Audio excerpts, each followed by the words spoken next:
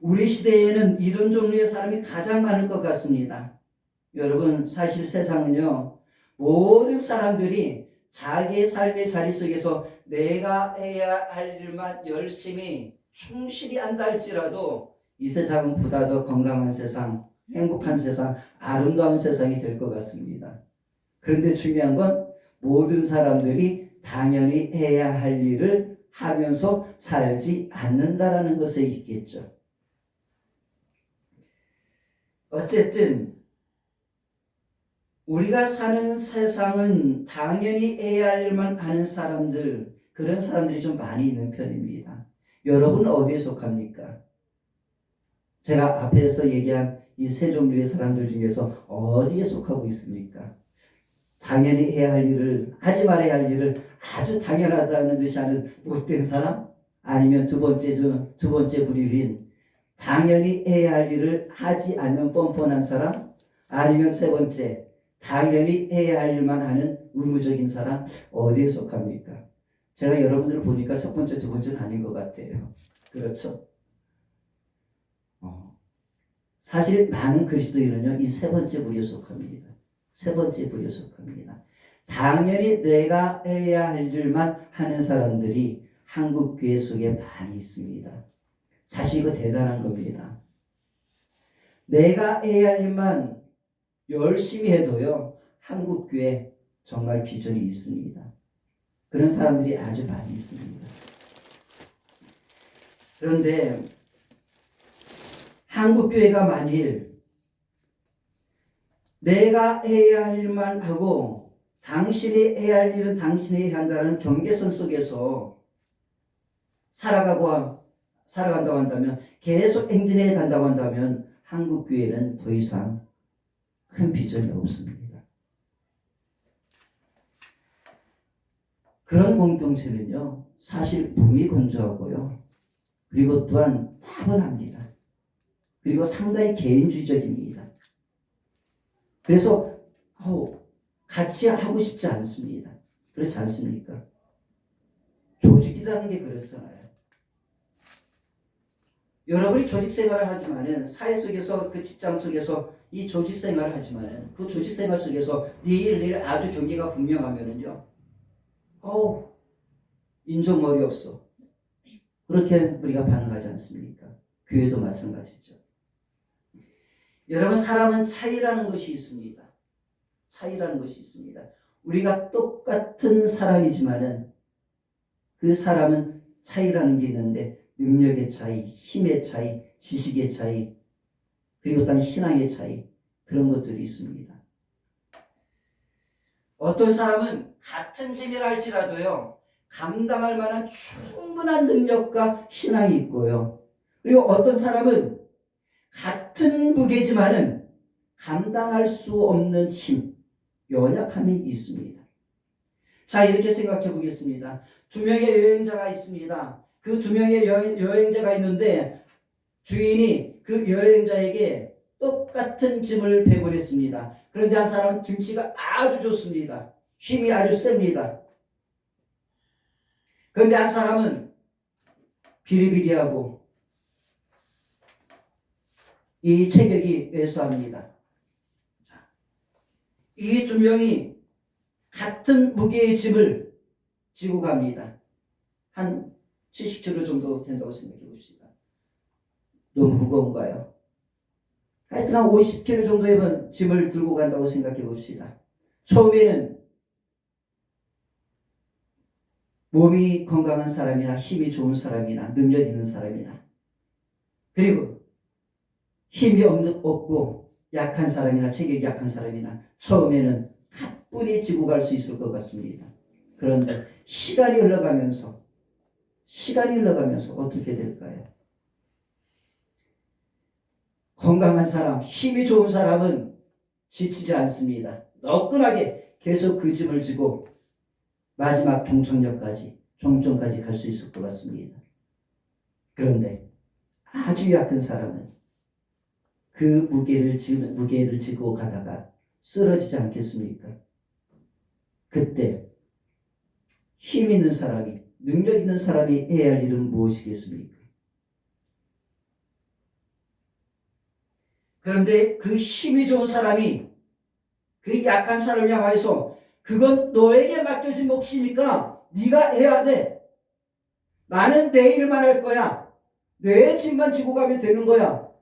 이렇게 말한다고 한다면 힘이 약한 그 사람이, 믿음이 약한 그 사람이 끝까지 신앙의 경주 속에서 완주할 수 있겠습니까? 쓰러지지 않겠습니까? 무너지지 않겠습니까? 삼성도 여러분, 그때 우리가 어떻게 해야 할까요? 내가 내 일을 하면서도, 나에게 맡겨진 그 일을 열심히 하면서도 내가 해야 할 일은 무엇이겠습니까? 그것은 주님의 가르침을 본받는 것입니다. 로마서 15장 1절에서는 이르기를 믿음이 강한 우리는 마땅히 믿음이 약한 자의 약점을 담당하고 자기를 기쁘게 하지 아니할 것이라 이렇게 말을 하고 있습니다. 만일 그가 약하여 짐을 지고 갈 수 없다고 한다면 믿음이 강한 네가 그 사람의 짐을 대신 들어줘야 한다. 이것이 주님의 가르침인 것입니다. 여러분, 이런 사람을 어떤 사람이라고 얘기할까요? 당연히 해야 할 일 그 이상의 일을 하는 사람이라고 말할 수 있을 것 같습니다. 세상은 이런 사람을 뭐라고 표현하냐면 오지랖이 넓은 인간이라고 말합니다. 오지랖도 넓다. 그런데 여러분, 그 오지랖이 세상을 구하고 한 사람을 구하는 것입니다. 그리스도인들이 속된 말로, 세상 표현하는 말로 좀 오지랖을 떨 필요가 있습니다. 오지랖이 좀 있어야 합니다. 성경은 이런 사람을 예수님을 닮은 사람, 그리스도의 제자, 그리스도의 향기, 성도라고 표현하고 있습니다. 사랑하는 여러분, 우리 그리스도인들은 세상의 기준과는 다른 기준을 가지고 살아가는 사람들입니다. 우리에게는 아주 특별한 기준이 있습니다. 그 기준은 무엇입니까? 바로 성경입니다. 그리고 예수 그리스도가 우리의 삶의 기준이고 표준인 것입니다. 우리는 우리의 삶은 성경을 기준점으로 삼고 예수 그리스도를 표준으로 삶아서 성경적인 삶, 그리고 또한 예수 그리스도를 닮아가는 삶을 살아야 하는 것입니다. 그것은 바로 특별한 삶입니다. 특별한 삶을 살아가야 하는 것입니다. 사랑하는 성도 여러분, 우리 주님이 세상에 오셔서 어떤 삶을 살다가 가셨습니까? 그분은 당연히 가야 할 일, 당연히 해야 할 일, 그 이상의 일을 하시다가 이 땅에서 삶을 살다가 하나님 나라로 가셨습니다. 특별한 삶을 살다가 가신 것입니다. 오늘 우리는 마태복음 15장 21절에서 28절까지의 말씀을 읽었습니다. 이 말씀 속에서는 두 명의 주인공이 나타나고 있습니다. 한 사람은 가난한 여인, 그리고 또 한 사람은 우리가 잘 알고 있는, 우리가 너무나 사랑하는 예수님이십니다. 여러분, 이 두 주인공은 아주 특별한 사람들입니다. 이 두 주인공 중 한 주인공인 가난한 여인은 특별한 은혜를 하나님 앞에 사모한 사람입니다. 그리고 또한 예수 그리스도는 당연히 해야 할 일 이상의 일을 하시면서 살아가신 특별한 분이십니다. 자, 예수님이 들어와 시돈 지방으로 가고 계셨습니다. 그때 가나안 여인이 예수님에게 나왔다고 말하고 있습니다. 여러분, 본문과 같은 내용이요, 마가복음 7장에도 있습니다. 마가복음 7장에도 있는데요, 마가복음에서는 이 여인을 어떻게 소개하고 있냐면 헬라 여인이라고 소개하고 있습니다. 헬라 사람이라고 소개를 하고 있어요. 그리고 우리가 잘 알고 있는 수로 보니게아 여인, 그렇죠, 그렇게 표현을 하고 있습니다. 근데 마태는 이 여인을 누구라고 부르고 있습니까? 가나안 여자라고 표현하고 있습니다. 가나안 사람의 후손이다, 가나안 족속의 후손이다라고 이렇게 표현하고 있습니다. 여러분, 왜 마태는 이 여인을 그냥 마가처럼 헬라 여인이라고 소개하지 않고 가나안 여인이라고 소개하고 있을까요? 궁금하지 않습니까?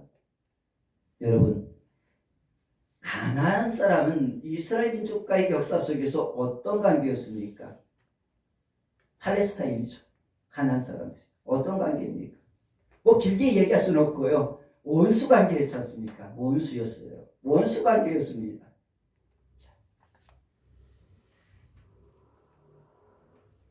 마태는 예수님 앞에 나온 이 여인이 그냥 헬라 여인이 아니라 원수의 후손이었다라고 소개를 하고 있습니다. 그리고 이 원수의 후손이라고 소개함을 통해서 이 여인은 예수님에게 은혜를 받을 수 없는 사람이다. 은혜를 받을 수 없는 사람이었다. 그것을 이야기하고 싶었습니다. 그리고 그런데 그 사람이 은혜를 받았다. 은혜를 받을 수 없는 원수의 족속이 우리를 괴롭히던 저 사람이 은혜를 받았다. 마태는 이야기를 하고 싶었던 것 같습니다. 가나안 여인이라고 소개하면서 특별한 은혜를 받았다. 이 일은 아주 특별한 일이다. 하나님께서 특별한 은혜를 예수님을 통해서 허락하셨다. 이 말씀을 하고 싶었던 것 같습니다. 여러분, 오늘 이 가나안 여인에게 일어난 이 놀라운 사건, 그 딸이 치료함을 받는 그 사건은요, 당연히 일어나야 할 일이 일어난 게 아닙니다. 이 여인에게 일어난 이 치유의 사건은 당연한 사건이 아니라 특별한 사건이고 특별한 은혜입니다. 왜 그렇습니까? 이 여인이 원수의 후손이기 때문에 그렇습니다. 원수의 후손이기 때문에. 만일 이 여인이 가나안 여인이 아니라 원수의 후손이 아니라 헬라 사람이 아니라 이방인이 아니라 같은 민족 이스라엘 민족이었다고 한다면 유대인이었다고 한다면 당연한 일일 수 있겠죠. 당연한 배품일 수 있겠죠. 그러나 주님께서는 아주 당연한 일 그 이상의 일을 하시고 있습니다. 은혜를 받을 수 없는 그 사람에게 특별한 은혜를 허락하신 것입니다. 우리가 받는 이 일도 마찬가지입니다. 여러분, 이 여인이 예수님에게 특별한 은혜를 받을 수 있었던 이유가 있습니다. 그 이유가 두 가지인데요. 첫 번째로는 특별한 신앙 고백이 있었습니다.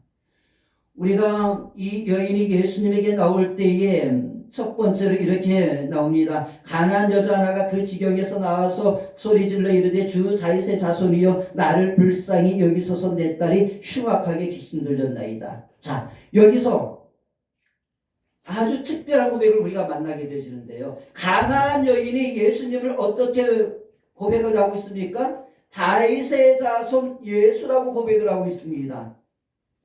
여러분, 다윗의 자손 예수라는 이 고백이 특별한 고백입니까? 뭐 당연한 고백입니까? 오늘 우리에게 당연한 고백이죠. 우리에게는 아주 당연한 고백입니다. 그런데 가나안 여인이 예수님을 다윗의 자손이라고 고백하는 것은요, 그 시대의 당시 속에서 당연한 고백이 아니라요, 특별한 신앙 고백입니다. 다윗의 자손이라는 이 고백은 어떤 의미를 포함하고 있냐면 당신은 메시아입니다. 당신은 구원자입니다. 라는 그 의미를 포함하고 있기 때문에 그렇습니다. 여러분 생각해 보세요. 그때 당시 예수님이 오셔서 활동을 하고 계셨을 그 당시에 유대인들이 예수님을 향하여 어떻게 합니까? 예수님을 메시아로 전혀 인정하지 않았습니다. 예수님을 구원자로 인정하지 않았습니다. 예수님을 갈릴리 사람이라고 비하했습니다. 평범한 사람, 보잘것없는 사람, 목수의 아들, 그런 시대였습니다. 그런 시대 속에서 이방 여인이 예수님을 메시아라고 인정한 겁니다. 얼마나 특별한 고백입니까? 자, 그렇게 이 여인이 예수님을 향하여 특별한 신앙 고백을 하며 나갔습니다. 그런데 예수님께서 그 여인을 향해서 어떻게 하십니까? 한 번에 품에 안아주시면 얼마나 감사한 일이겠습니까? 그런데 이 주님께서 그 여인을 향하여서 아주 냉정하십니다. 나는 이스라엘 집에 잃어버린 양에는 다른 데로 보내심을 받지 않았다. 자네의 떡을 취하여 개들에게 던짐이 마땅하지 아니하다. 우리 주님 참 냉정하십니다. 야멸차십니다. 그리고 이 여인을 향하여서 아주 비참한 말을 합니다. 여러분, 우리 예수님이 이렇게 비참하신, 야멸차신 분입니까? 냉정하신 분입니까?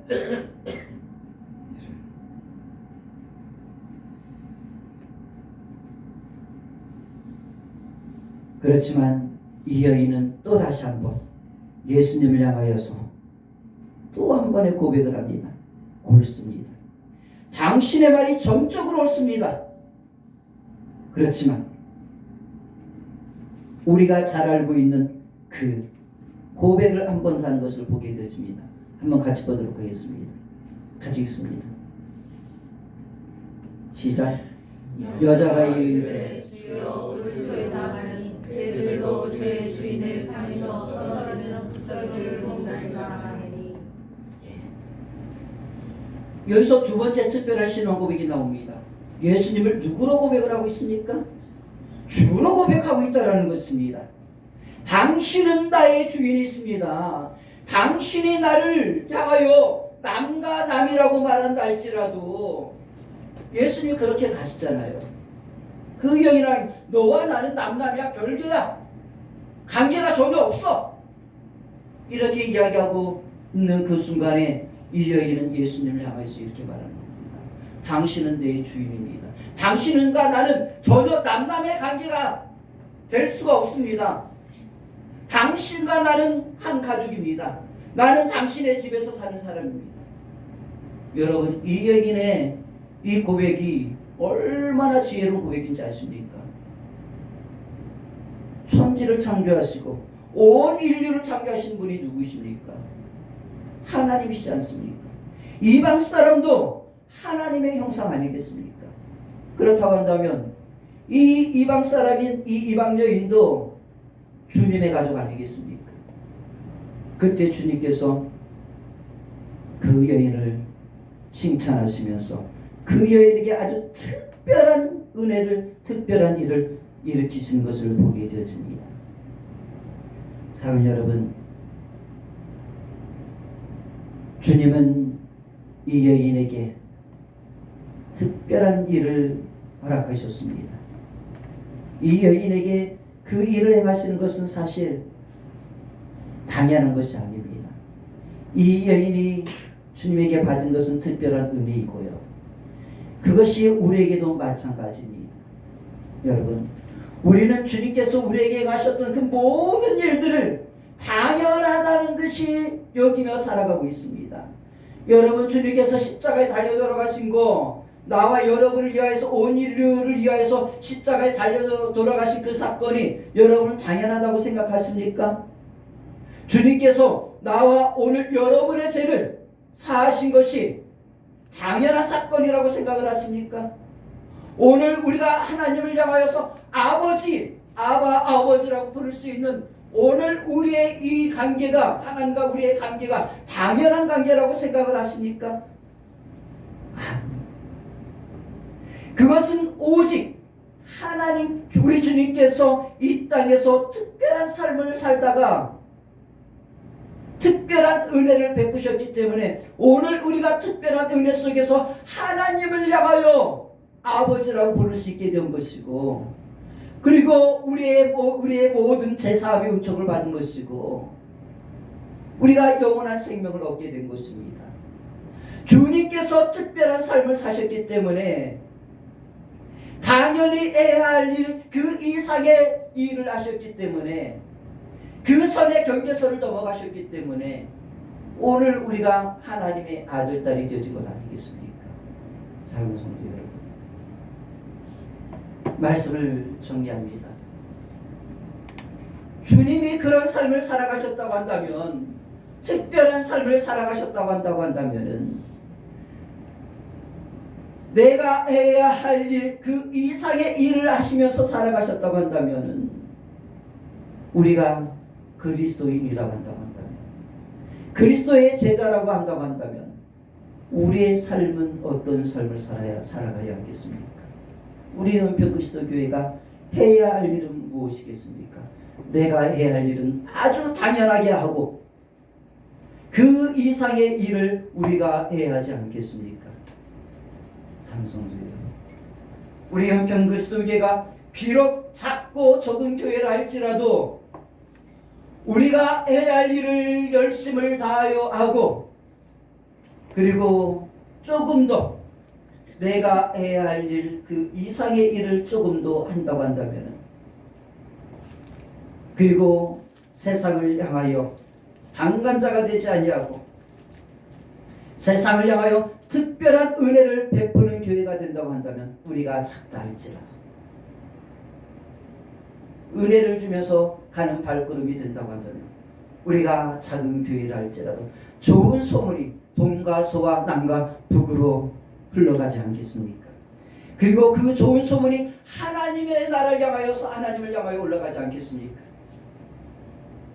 그러면 우리는 세상에서 칭찬받는 교회가 될 것입니다.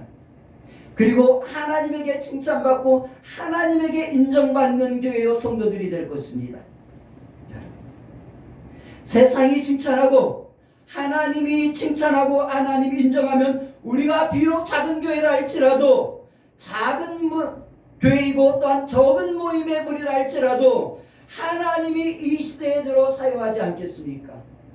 이 시대의 주인공이 되지 않겠습니까? 특별한 일을 할 수 있는 교회 되지 않겠습니까?